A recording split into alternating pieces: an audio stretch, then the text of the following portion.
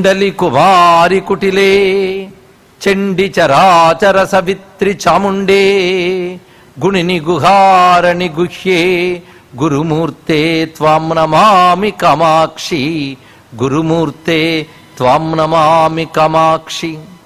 జయ జయ జగదంబ శివే జయ జయ కామాక్షి జయ జయాద్రిసుతే జయ జయ మహేశ దయితే జయ జయ చిద్గగన కౌముదీధారే. నాథుడనే మహానుభావుడు త్రిపుర సుందరి దండకం అని రచించాడు. శ్యామలా దండకం కాళిదాసు రచిస్తే త్రిపుర సుందరి దండకం ఆయన రచించాడు.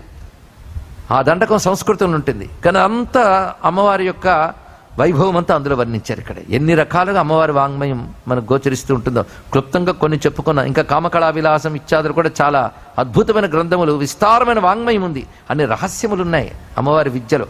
అయితే సౌందర్యలహరి బాగా ప్రసిద్ధి చెందింది మిగిలిన వాటి కంటే. కొంతమందికి మూక పంచశతి కూడా తెలుసు, అది కూడా దివ్యమైనవి. అందులో ప్రతి శ్లోకం ఒక మంత్రమే, 500 శ్లోకాలు.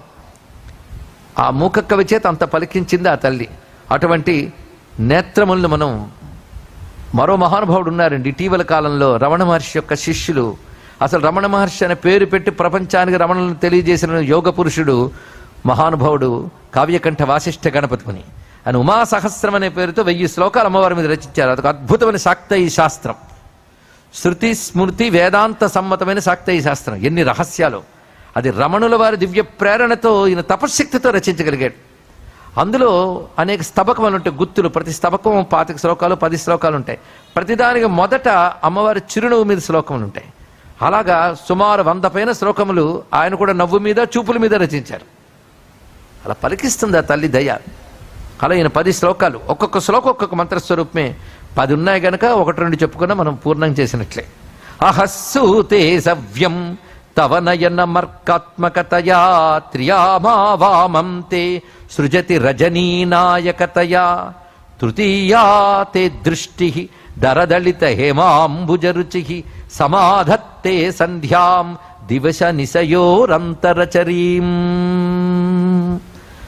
ఎక్కడెక్కడ ఈమ్మని చేస్తున్నాడు ఇది పెట్టారు, అందులో రహస్యం. అమ్మ 3 కన్నులు ఏమిటి అంటే, ఒకటి ఈ సృష్టిని మొత్తం నడుపుతూ ఉన్నది. రెండవది ఆ సృష్టిని చక్కగా స్థితిని కల్పిస్తున్నది. ఇది ఒకటి పగలుని సృష్టిస్తే ఒకటి రాత్రిని సృష్టిస్తున్నది అని చెప్పారు. పగటిని సృష్టి సూర్యుడు, రాత్రినిచ్చేవాడు చంద్రుడు. అందుకే ఒక కన్ను పగటిని, ఒక కన్ను రాత్రిని సృజిస్తోంది అన్నాడు. ఆ చెప్పడంలో సూర్యచంద్రులు 2 నేత్రములు అని చెప్పడం జరుగుతుంది. దీన్ని బట్టి అమ్మవారి స్వరూపం విరాట్ విగ్రహాన్ని మళ్ళీ తెలియాలి. మామూలుగా సోగ కళ్ళు అంటే సోగ కళ్ళు కావయ్యా బాబు, అవి మూసుకుపోతే ప్రపంచం లేదు. అందుకే సూర్యచంద్రులే ఆవిడ నేత్రములు అని చెప్పడం దీని యొక్క వైభవం. అలాంటి సూర్యచంద్ర నేత్రములు ఉన్నాయి అన్నారు. అయితే మీరు అలా 2 కళ్ళని చెప్పిస్తే మేము వినేసి ఊరుకుంటామా? ఆవిడ 3 కళ్ళు ఉన్నాయి కదా, 3వ కన్ను సంగతి ఏమిటి అని ప్రశ్న వస్తుంది. దాని గురించి చెప్తున్నారు. అహస్సూతే సవ్యం తవ నయనం అర్కాత్మకతయా. అర్కాత్మకతయా అంటే సూర్యస్వరూపం అవడం వల్ల నీ కుడి కన్ను ఆ సూర్య రూపముగా అహస్సూతే పగటిని కలిగిస్తున్నది. అటుపై త్రియామాయామం అనగా రాత్రిని, త్రియామాం వామం, నీ ఎడమ కన్ను త్రియామాం అంటే రాత్రిని, 3 జాములు కలిగినటువంటి రాత్రిని నీ ఎడమ కన్ను సృజిస్తున్నది. ఎలాగూ రజనీనాయకతయ, రజనీనాయకుడు అంటే చంద్రుడు, చంద్రస్వరూపం అవడం వల్ల నీ ఎడమ కన్ను రాత్రిని సృజిస్తున్నది. ఇంకా మధ్య కన్ను ఏం చేస్తుందంటే పగటికి రాత్రికి అంటే 2 కళ్ళకి మధ్యలో ఉంది కదా, 2 కళ్ళకి మధ్యనంటే పగలను సృష్టించే సూర్యుడికి రాత్రిని సృష్టించే చంద్రుడికి మధ్యలో ఉంది. పగటికి రాత్రికి మధ్యలో ఉన్నదాన్ని సంధ్య అంటారు. కనుక నీ పాల నయనము సంధ్యను సూచిస్తున్నదమ్మా అన్నారు. ఎంత రమ్యమైన భావం! ఈ చెప్పడంలో కవితారూపంగా అద్భుతం కాదు, యోగపరంగా కూడా అద్భుతం. అంటే కవితారూపంగానూ అద్భుతమే, యోగపరంగా కూడా అద్భుతమే. 2 చూపిస్తున్నారు ఇక్కడ. అంటే పగటికి రాత్రికి మధ్య ఉండేది సంధ్య. అందుకే సమాధత్తే సంధ్యాం దివశ నిశయో అంతరచరి. పగది ఎలా ఉన్నది? దరదళిత హేమాంబుజ రుచి, అరవిరిసిన బంగారు పద్మంలా ఉన్నటువంటి పాలనేత్రము. తృతీయా తే దృష్టి, ఆ 3వ కన్ను సంధ్యను కలిగిస్తున్నది అన్నారు. అంటే 3వ కన్ను సంధ్యాస్వరూపం. ఇది కూడా గమనించవలసిన ఒకనొక అంశం. సాధారణంగా ఇటు నుంచి వచ్చినా అటు నుంచి వచ్చిన మధ్యదే. రాత్రి నుంచి మీరు పగల్లోకి వచ్చినప్పుడు ప్రాతః సంధ్య, పగల నుంచి రాత్రి వరకు సాయం సంధ్య. కనుక సంధ్య ఇటు రెండిటికి మధ్యలో ఉంటుంది. ఇక్కడ రెండిటికి మధ్యలో ఉన్న దానికి లక్షణం ఉంటుంది. దాని లక్షణం దీని లక్షణం తీసుకుంటుంది. అది అందుకే సంధ్యాకాలంలో పగటికి సంబంధించిన వెలుగు ఉంటుంది, కానీ అంత స్పష్టమైన పగటి వెలుగు ఉండదు. రాత్రికి సంబంధించిన మసకతనం ఉంటుంది, కానీ రాత్రి అంత చీకటి ఉండదు. అది రహస్యం. అందుకే సంధ్య ఆ తత్వానికి ఈ తత్వానికి మూల వస్తువుని కలిగి ఉంటుంది. అందుకే సంధ్య అంత ఉత్కృష్టం. రెండిటికి సంబంధించిన మౌలిక అంశములు సంధ్యలో ఉంటాయి, రెండిటికి అంటకుండా ఉంటుంది. అది దాని యొక్క గొప్పతనం. అందుకే అటువంటి సంధ్యని పట్టుకోగలిగితే ద్వంద్వములకు అతీతం కాగలం. అది రహస్యమైన అంశం. అందుకే సంధ్యోపాసన చేయాలి అన్నారు. కాలంలో సంధ్య మనకు తెలుసు. ఆ సంధ్యని ఎవడు జార విడుచుకోకూడదు. అది సకాలంలో సంధ్యావందనం చేయడం అనేది పెద్దలు చెప్పారు. అంతేగాని రోజు ప్రాయశ్చిత్తార్ఘ్యం ఇస్తాడంటే తప్పు. రోజు ప్రాయశ్చిత్తార్ఘ్యం ఏంటండి? నీకు సకాలంలో అభీష్టాలు నెరవేరాలనుకుంటే నువ్వు సకాలంలో అనుష్ఠానం చెయ్యాలి. తెలుసుకోండి, ఇక్కడ అన్ని సకాలంలో రావాలే. పెళ్ళి సరైన వయస్సులో అయిపోవాలి, డిగ్రీలు తొందరగా వచ్చేయాలి, అన్ని సకాలంలో జరగాలి. నువ్వు అనుష్ఠానం మాత్రం సకాలం చెయ్యు. కాలలోపంబు చెయ్యవలదు, కాలంబును కదా ఔషధులు ఫలించు, కాలంబు ప్రతీక్షించుచుండు అంటాడు శ్రీనాథ మహాకవి. సంధ్యాతత్వాన్ని చెప్తూ అద్భుతంగా వర్ణించాడు ఆయన. కాలలోపంబు చేయవలదు, కాలంబును కదా ఔషధులు ఫలించు. ఔషధులు కూడా ఆయా కాలాల్లో ఆ ఋతువుల్లో వస్తాయి. వస్తే నీ బ్రతుకు వెళుతుంది. మరి సకాలంలో కావాలని కోరుకుంటున్నావు కదా. సకాలంలో వర్షాలు పడాలని, సకాలంలో ఋతువులు మారాలని, సకాలంలో ప్రకృతి మనకి ఇవ్వాలని కోరుకుంటున్నప్పుడు నువ్వు సకాలంలో అనుష్ఠానాలు చేయాలి. అందుకే ఎప్పుడో తప్పని పరిస్థితుల్లో ప్రాయశ్చిత్తార్ఘ్యం. కానీ ఎందుకంటే టైం అయిపోయింది కనుక మానేసానండి అనకుండా టైం అయిపోయినా చేయడానికి. కానీ ప్రతిరోజు ప్రాయశ్చిత్తార్ఘ్యమేనా? ప్రతివారు కూడా సంధ్యల్ని సద్వినియోగం చేసుకోండి. ఒక్కొక్కరు ఒక్కొక్క పద్ధతులు, వారికి కేటాయించిన పద్ధతుల్లో సంధ్యా సమయములందు భగవద్ అనుష్ఠానం చేసుకోవాలి. ఇప్పుడు అమ్మవారిని ధ్యానించిన, రామచంద్రమూర్తిని ధ్యానించిన, కృష్ణ ధ్యానమైన, శివధ్యానమైన సంధ్యాకాలంలో చేసిన దానికి చాలా శక్తి ఎక్కువ. అందుకే సంధ్యకు అంత గొప్పతనం ఉన్నది. సంధ్యాస్థానం ఎక్కడ అంటే బయట చూసేది కాల సంధ్య, మనలో ఉండేటువంటి సంధ్యాస్థానం భ్రూమధ్యస్థానం, ఆజ్ఞాచక్ర స్థానం. ఇది సంధ్య అన్నారు. ఇక్కడ నువ్వు ధ్యానం చేయాలి. అక్కడ ధ్యానం ఉత్కృష్టం. అది కృష్ణ పరమాత్మ కూడా నాసాగ్ర దృష్టి అని 6వ అధ్యాయంలో చెప్పాడు ఆత్మ సంయమ యోగంలో. ఆ చెప్పేటప్పుడు నాసాగ్రమనందు దృష్టిని నిలిపి అన్నాడు. అంటే ఏ చక్రమన్నది ఏ ధ్యానమో అన్ని ఉంచి 6 చక్రాలు చేత కాకపోయినా భ్రూమధ్యమున దృష్టి పెడితే చాలండి. ఎందుకంటే మనశ్చక్రం అక్కడ పెట్టాలి. ఇది సంధి. ఈ సంధి దేనికి అంటే పగటికి సూర్యుడికి. మరొక్క రహస్యం యోగపరంగా మనం గమనించితే పాదములు మొదలుకొని కనుబొమ్మల వరకు 2 ఉంటాయి. మీరు గమనించండి, ఇక్కడ 2 భాగాలు, కుడి ఎడమ, కుడి కన్ను ఎడమ కన్ను, కుడి నాసారంధ్రం ఎడమ నాసారంధ్రం, కుడి చెయ్యి ఎడమ చెయ్యి, కుడి కాలు ఎడమ కాలు, అంత 2గా ఉంటాయి. ఎక్కడి వరకు ఉంటాయి? పాల భాగం వరకు మాత్రమే ఉంటాయి. ఆ తర్వాత ఒక్కటే ఉంటుంది. గమనించండి, ఇది రహస్యం. అంటే మన శరీరంలో యోగ రహస్యం గమనించాలి. అందుకే ఇడా పింగళ, కన్ను మాత్రమే కుడి ఎడమ కాదు. నీ శరీరంలో 2 భాగాలు. ఎడపింగళ, పింగళ నాడు కుడివైపు ఉంటుంది, అది సూర్యుడు దానికి. ఇడానాడి ఎడం వైపు ఉంటుంది, చంద్రుడు దానికి. నడుమున్నది అగ్ని. కనుక సంధ్యాతత్వం అగ్నితత్వం. ఇది పరిశీలించవలసినది. అది అంటే ప్రతివాడు 3 కన్నుల వాడే. కానీ ఇక్కడ వచ్చి విచ్చుకున్న వాడికి 3వ కన్ను కనబడుతుంది, మరొకట్లేదు. అది మూసే ఉంటాం. అది విచ్చుకోగలిగితే దాన్ని జ్ఞాననేత్రం అని కూడా కొంతమంది చెప్తూ ఉంటారు. ఇక్కడ భ్రూమధ్య దృష్టి అంత విశేషం. కొంతమంది సాధన పథంలో ఉత్తీర్ణ దశకు వెళ్ళినటువంటి వారికి భ్రూమధ్యంలో జ్యోతి కనబడుతుందయ్యా అంటారు. అది భ్రూమధ్యం ఉన్న రుద్రజ్యోతి వేమరు మృక్యద విమల దీధితి అంటారు. అది జ్యోతిర్లింగ స్థానమయ్యా అన్నారు. అది సంధ్య. ఒక అద్భుతమైన విషయం అండి ఇక్కడ. అందుకే మూలాధారం దగ్గర ఉండేటటువంటిది స్వయంభూలింగం, అనాహతం హృదయం దగ్గర ఉండేటువంటిది బాణలింగం, భ్రూమధ్యం దగ్గర వచ్చేటువంటిది జ్యోతిర్లింగం, సహస్రారం కైలాసలింగం అన్నారు. ఇది రహస్యం. అందుకే జ్యోతిర్లింగం అనగానే ఎన్ని జ్యోతిర్లింగాలైనా ఉండవచ్చుగా, కానీ కాశీ విశ్వనాథ జ్యోతిర్లింగం అత్యంత ప్రధానం. దాని పేరే కాశీ. జ్యోతిస్వరూపం. ఆ జ్యోతి అగ్ని. ఆ అగ్ని జ్యోతి ఎక్కడున్నదయ్యా అంటే వారాణసి అనే 2 నదులు గంగతో కలిసిన చోటు. వారాణసి. వారాణ అనేది పింగళ, అసి అనేది ఇడ, సుషుమ్న అనేది గంగ. వారాణసి అనే ఇడా పింగళ నాడులు సుషుమ్న అనే గంగతో కలిసే చోటది. అంటే ఇంతవరకు వచ్చిన 2 సుషుమ్నతో కలిసిపోతాయి. అక్కడ సుషుమ్న ఒక్కటే ఉంటుంది. అందుకే ఈ భాగం అంతా కూడా ఏకమే, ఇక్కడ నుంచి సహస్రారం వరకు ఏకమే, అక్కడ రెండులో. అందుకే సాధనలో ఎవరైతే ఆజ్ఞాచక్రపు గ్రంథి విచ్చుకుంటుందో వాళ్ళు ద్వంద్వాతీత స్థితికి వెళతారని రహస్యానికి, ద్వంద్వములు ఇక్కడి వరకే, ద్వంద్వాతీత స్థితికి వెళతారని యోగపరంగా ఒక చిన్న సూచన. ఆ సాధన చేసే వాళ్ళకి కొంచెం ఈ సమాచారం బాగుంటుందని చెప్పడం జరుగుతుంది ఇక్కడ. మొత్తానికి భూమధ్యస్థానం ఏదైతే ఉందో అది సంధ్యాస్థానము అన్నారు. సంధ్య అంటే రెండిటికి కూడా కలుసుకున్న చోటు కనుక దాని సంధ్యాను యోగపరంగా చెప్పుకున్నాం. ధ్యానం చేయవలసింది అక్కడే, అక్కడ చేసిన ధ్యానమే సంపూర్ణ ధ్యానం.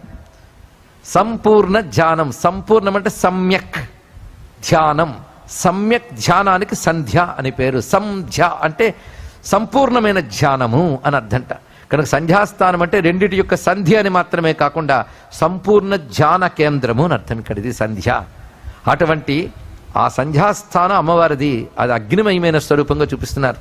అంటే అమ్మ స్వరూపము జగన్మయమై గోచరిస్తున్నప్పుడు జగత్తును నడిపే సూర్యచంద్రుల నేత్రములుగా ఉంటూ ఆ అతీతమైన సంధ్యాస్థానమైన అగ్ని, ఏ దివ్యాగ్ని ఉందో జ్యోతిస్వరూపం, అది భూమధ్యముగా ప్రకాశిస్తున్నది అంటూ ఆ మూడు కనుల్ని చూపిస్తూ సూర్యుడు చంద్రుడు అనగా పగలు రాత్రి సంధ్య అని కాలము యొక్క మూడు భాగాలని తన మూడు కన్నులతో నిర్వహిస్తున్న తల్లిని కాల నిర్వాహకురాలుగా ఇక్కడ చూపిస్తున్నారు.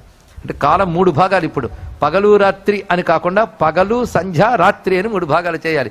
మూడు భాగాల కాలాన్ని మూడు కనులతో నడుపుతున్నది కనుక మూడు కనులతో మూడు కాలాలు నడుపుతున్నది అనగానే కనులు చూడగానే కాలం నడిపే కళ్ళు అని తెలుసుకోవాలి. అది నీ కనుసైగలలోనే కాలాలే కదిలేనయ్యా అనే భావం ఇక్కడ తెలియబడుతున్నది. అటువంటి ఆ మూడు కనులకి నమస్కారం చేసుకుని ఆ కళ్ళల్లో నాకు నగరాలు కనబడుతున్నాయి అమ్మా అంటున్నారు. నగరాలు, ఇది గొప్ప భావం అండి, పొయిటిక్గా చాలా గొప్పది. మనం ఈ నగరం చూడలేదు ఆ నగరం చూడలేదు అని న్యూయార్క్ చూడాలని సిడ్నీ చూడాలని వెళుతూ ఉంటాం. ఆహా అవి చూసేవని ముడిసిపోతాం. అలా పూర్వం భారతదేశంలో గొప్ప నగరాలు కొన్ని ఉండేవి. విశాల నగరం, కళ్యాణీ నగరం, అయోధ్య నగరం, ధారానగరం, మధురా నగరం, భోగవతి నగరం, అవంతి నగరం అంటూ కొన్ని మహానగరాల పేర్లున్నాయి. ఈ మహానగరాలని తిరగాలనుకుంటాం. మొత్తం 8 నగరాలు చెప్పారు ఇందులో శంకర భగవత్పాల వారు.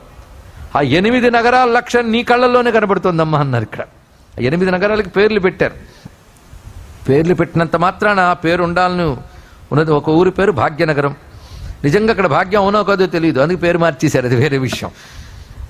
అలాగ పేర్లకేముంది, ఎన్నోనే పెడతారు. సుందరపురం అని పేరు ఉంటుంది, అక్కడికి వెళ్తే ఏమి శుభ్రత ఉండదు, సౌందర్యం ఉండదు. వ్యవహారం కోసం సుందరం అని పెట్టచ్చు, అది వేరే విషయం. కానీ ఆ 8 నగరాల పేర్లు నగరాలకు కాకుండా నీ కళ్ళకు పెట్టాలమ్మా అన్నారు ఇక్కడ. అంటే ఆ 8 నగరాల పేర్ల లక్షణము నీ కళ్ళలో కనబడుతుంది. విశాల కళ్యాణి స్ఫుట రుచిరయోధ్యా కువలయై కృపాధారాధారా కిమపి మధురా భోగవతికా అవంతి దృష్టిస్తే బహునగర విస్తార విజయా ధ్రువం తత్తన్నామ వ్యవహరణ యోగ్యా విజయతే.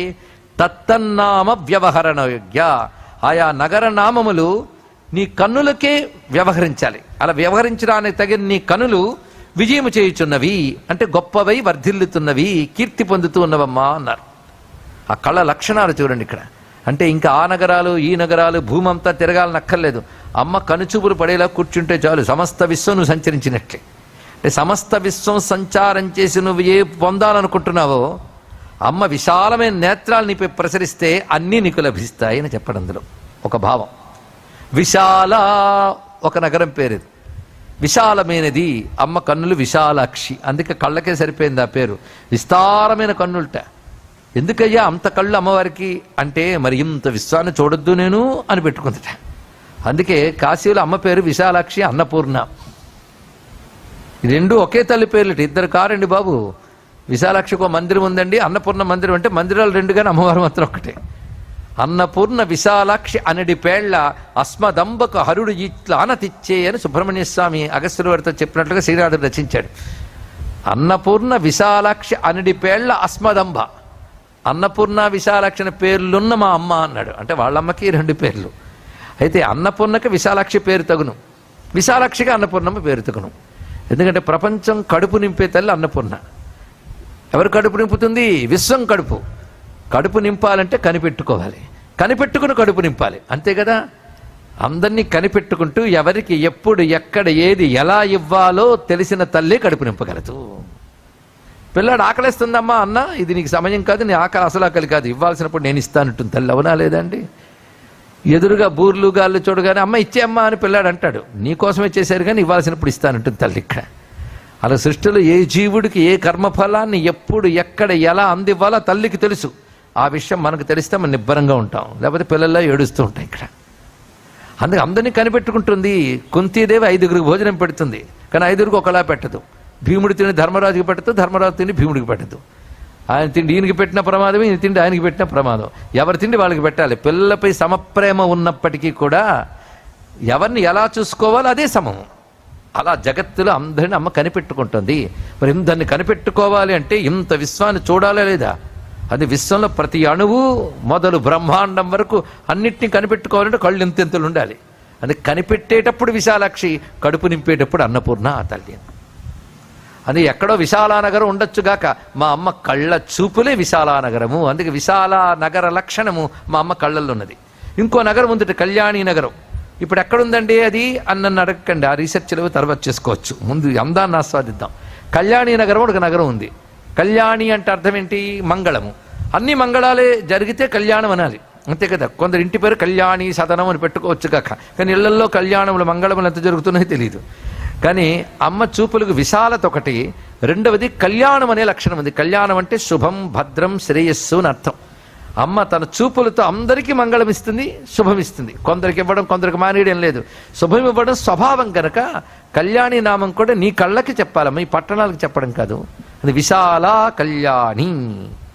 ఆడ తర్వాత చెప్తున్నది అద్భుతమైన నగరం పేరు అయోధ్య. అయోధ్య అంటే ఇతరులు దాడి చేయలేనిది అని అర్థం, అటాక్ చేయలేరు. అందుకే అయోధ్య పేరే చాలా బాగుందండి, ఇతరులు దాడి చేయలేనిది. అది ఒకప్పుడు భూమండలానికి రాజధాని నగరముగా ఉండేది. మనం అనుకున్నా అనుకోకపోయినా మనస్సులో మాత్రం అయోధ్యే మన రాజధాని, రాముడే మన ప్రభువు అనుకోవాలి మనం. ఆయన ఉంటే అయోధ్య. అయోధ్య మాట వైకుంఠం పేరు, అయోధ్య మాట నీ హృదయం పేరు. అక్కడుంది ఆత్మ, దాన్ని ఎవరు అటాక్ చేయలేరు. ఇంద్రియములనే దేవతలందరికీ శక్తి అయోధ్య నుంచే వస్తుంది. అందుకే దేవానాం పూరయోధ్య అని ఉపనిషత్తే చెప్తుంది. అటువంటి అయోధ్య ఎవరూ దాడి చేయలేరు. అంటే అమ్మవారి కనుచూపుల శక్తిని ఏ ఒక్కరూ తగ్గించలేరు, అది పోయేలా ఎవరూ చేయలేరు. అది శాశ్వతమైనది, అంతే కదా. అమ్మ ఒకరిని రక్షించదలుచుకుంటే వాడిని ఎవడు శిక్షించలేడు, అమ్మ ఒకరిని శిక్షించదలుచుకుంటే వాడిని ఎవరు రక్షించలేరు. అదే అయోధ్య లక్షణం. అందుకే అమ్మ నీ కళ్ళు అయోధ్య లక్షణములతో కూడి ఉన్నవి అన్నారు. అంటే ఇతరులు ఎవరు దాడి చేయలేనిది, యుద్ధము చేయలేనిది అటువంటిది. ధారానగరం కూడా, ధారానగరం ఒకటి ఉన్నది. మరి చిన్నప్పుడు చందమామ కథలు మీరు చదివింటే ధారానగరం భోజ మహారాజు పాలించువాడు అంటారు. అది భారతదేశంలో ఒకప్పుడు గొప్ప నగరాలు. అంటే ఒక్కడ బాగా తెలుసుకోవాలి. ఇప్పుడు మనం ప్రపంచంలో గొప్ప గొప్ప పట్టణాలు అభివృద్ధి చెందుతున్న దేశాలు అనుకుంటున్నవి ఇంకా కళ్ళు తెరవక ముందే భారతదేశంలో అభివృద్ధి చెందిన మహానగరాలు ఉండేవి, నేటికి ఉన్నాయి. ఇది ఇప్పటి పిల్లలు తెలుసుకోవాల్సిన చరిత్ర. గొప్ప గొప్ప నగరములు, గొప్ప గొప్ప సంపదలు భారతదేశానికి ఉండేవి. అంత సంపద ఆనాడు ప్రపంచంలో ఎవరికీ లేదు. అందుకే మీ దేశం దరిద్ర దేశం అంటే మీరు దోచుకోవడం వల్ల అయ్యింది అని చెప్పాలి మనం పాశ్చాత్యులకి. ఇది ఎప్పుడు సంపన్నమయ్యే దేశమే. ఎలాంటి నగరాలు, ఎలాంటి నాగరికత, ప్రాచీన గ్రంథాలు చదివితే తెలుస్తాయండి. మన చరిత్ర మనల్ని చదవనివ్వకుండా పాశ్చాత్యులు చేశారు. స్వతంత్రం వచ్చిన 75 ఏళ్లనే మన చరిత్ర మనం సవరించుకుని చదువుకోలేకపోతున్నాం. ఇటువంటి దుస్థితిలో ఉన్నాం. ఇక్కడ స్తోత్రాలు పారాయణ చేస్తున్నాం, దండాలు పెడతాం, కానీ ధర్మం, సంస్కృతి, దేశం దెబ్బతింటున్నా పట్టించుకోని పరిస్థితిలో ఉన్నాం. అందుకే అనేక రకాల దోపిడీలు, దగాలు జరుగుతున్నాయి. ఎప్పటికీ మేల్కొంటామో ఆ మేల్కొలిపేలా మన కళ్ళు తెరిపించమని అమ్మ కళ్ళని ప్రార్థన చేసుకుందాం. ఇక్కడ మొత్తానికి ధారానగరం అంటే నగరం చెప్తున్నారు. ధార అంటే నిరంతర ప్రవాహ లక్షణం కలిగింది. నీ కళ్ళు ధారానగరమేనమ్మా అన్నారు. ఎందుకంటే కృపాధార ఎప్పుడు నీ కళ్ళ నుంచి వస్తుంది. కరుణ అనే అమృత ధారను నువ్వు కురిపిస్తావు గనక నీ కళ్ళకి ధారానగర లక్షణం కూడా కనబడుతుంది అమ్మా అన్నారు. అలాగే మరొక నగరం ఉంది, మధురానగరం. మధురానగరం అంటే ఏ మధురండి అని ఇప్పుడు ప్రశ్న రావచ్చు మీకు. మా కృష్ణ పరమాత్మ ఉద్భవించినటువంటి మధురానగరం. అయోధ్య, మధుర, కాశీ, కాంచి, అవంతిక చదువుతుంటాం కదా. అయోధ్య, మధుర, మాయ అవి మహానగరములే. అయితే మోక్షాన్నిచ్చే నగరాలు. సాధారణ నగరాల్లో కూర్చుని సాధన చేస్తే మోక్షం కష్టం, అవునా లేదా? అరణ్యాలకు వెళ్ళాలనిపిస్తుంది. కానీ నువ్వు ఇక్కడ సాధన చేయి, నగరమైనా నగరపు హడావుడినా మోక్షం గ్యారంటీ అని చెప్తారు కనుక వాటికి మోక్ష నగరములని పేర్లు. అవి అప్పటికే నగరములు. అప్పటికే మోక్ష పట్టణములవి. అయోధ్య, మధుర, మాయా, కాశీ, కాంచీ, అవంతిక, పురి, ద్వారవతి చైవ సప్తైధ మోక్షపట్టణాః మనం అనుకుంటున్నాం. అప్పటికే మధురా నగరం చెప్పబడుతుంది. ఏ మధుర అంటే యమునా తీరంలో ఉన్న మధుర కావచ్చు. కృష్ణ పరమాత్మ అక్కడ అవతరించాడు, అది వైకుంఠ భూమికి ఉన్నది. అది కాదని దక్షిణాపథంలో మధుర ఉంది కదండి, మా శ్యామలాంబ మీనాక్షం ఉంది అంటే అది కావచ్చు. ఇది అలాగే అన్నీ ఒప్పేసుకుంటే అలా అంటే ఒప్పుకుంటాం, మాకేం పర్వాలేదు. శ్రీకృష్ణ శ్యామలాదేవి అన్నారు ఇక్కడ. శ్యామలాదేవి యొక్క పట్టణం మధురానగరం, కృష్ణుడి పట్టణం ఆ మధురానగరం. కృష్ణతత్వం శ్యామలాతత్వం ఒక్కటే, రామతత్వం లలితాతత్వం ఒక్కటే. ఇది ఒక రహస్యం. అంటే శ్రీకృష్ణ శ్యామలాదేవి, శ్రీరాము లలితాంబిక. పైగా మధుర అనే మాటకు మనం అర్థం చెప్పుకున్నాం, గుర్తుంటుంది. నిరంతరం ఆనందం ఎక్కడ లభిస్తుందో దాని పేరు మాధుర్యం. అందుకే మాట గురించి వర్ణిస్తే మధురం అంటే వినాలనిపించిన కొద్దీ వినాలనిపిస్తుంది, విసుగు రాదు. విసుగురాని ఆనందం ఎక్కడుందో దాని పేరు మధుర. అంటే ఆ పట్టణంలో విసుగు రాదు. మొట్టమొదటి పట్టణం చాలా బాగుందండి అని వెళ్తారట, వెళ్ళి కొన్నాళ్ళు బోరు కొడుతుంది, వేరే పట్టణానికి వెళ్ళాలనిపిస్తుందిట. కానీ మధురానగరం అలం కాదు. ఆ కృష్ణ పరమాత్మ రసమాధుర్యం నిండింది కనుక అది నిత్యము మధురమే అన్నారు ఇక్కడ, అందుకే మధుర. అలాగే నీ కళ్ళు మధురములమ్మ అన్నారు. అంటే ఆ కళ్ళు నిరంతరం నిత్యనూతనములు, నిత్యానంద స్వరూపములు కనుక అవి మధుర అనే పేరు కూడా సరిపోయింది. ఇక ఆ తర్వాత భోగవతి. భోగవతి అంటే అన్ని భోగములు కలిగినది. భోగములు అంటే ఆనందానుభవములు, ఆనంద అనుభవములే భోగములు ఇక్కడ. అంటే అమ్మ కనులు అన్ని భోగములు ఇస్తాయి. అసలు మనం ఏదైనా పొందుతున్నాము అంటే అమ్మ కడకంటి చూపుల చలువ, ఇది ఎప్పుడు మరువరాదు. ఏ భోగం మీకు లభించినా అమ్మ దయ అనుకోండి, అనుకోవడం ప్రాక్టీస్ చేయండి. పరమహంస ఎప్పుడు అనేవారట, అమ్మదయ ఉంటే అన్నీ ఉన్నట్లే. ఏదో మంత్రం అండి, మహామంత్రం అది అమ్మదయ. కొందరు అది అలవాటైపోయి అమ్మదయ అండి అనేస్తున్నారు. అనడం కాదు, అనుకోండి, హృదయమారా అనుకోండి. ఏది లభించినా, ఇవాళ రుచికరమైన భోజనం లభించిందని అమ్మదయ, ఇవాళ క్షేమంగా లేచి ఆరోగ్యంగా ఉన్నామంటే అమ్మదయ. అడుగడుగు అమ్మదయ. అమ్మదయ మనల్ని నడుపుతోంది, ప్రపంచాన్ని నడుపుతోంది. Sun Life multi speciality hospital ప్రజలకు నిరంతర వైద్య సేవలు అందిస్తున్న hospital. Diabetology, stem cell physician లో ఇండియాలోనే మొదటి డాక్టర్ గా పేరుగాంచిన డాక్టర్ విజయ్ భాస్కర్ గారు అత్యాధునిక విజ్ఞాన పరిజ్ఞానంతో అంతర్జాతీయ ప్రమాణాలతో సామాన్యులకు సైతం అందుబాటులోకి తెచ్చారు Sun Life multi speciality hospital ను. అనుభవజ్ఞులైన వైద్యులతో అన్ని రకాల వైద్య సేవలు, ఆపరేషన్స్, సర్జికల్ ఎమర్జెన్సీలు, ప్లాస్టిక్ సర్జరీలు, చికిత్స అందించనున్నారు. 24 గంటలు అందుబాటులో ఫార్మసీ మరియు అంబులెన్స్ సౌకర్యం కలదు. సంప్రదించండి Sun Life multi speciality hospital, Dhammaiguda. Contact number 8121678234, 9700971100.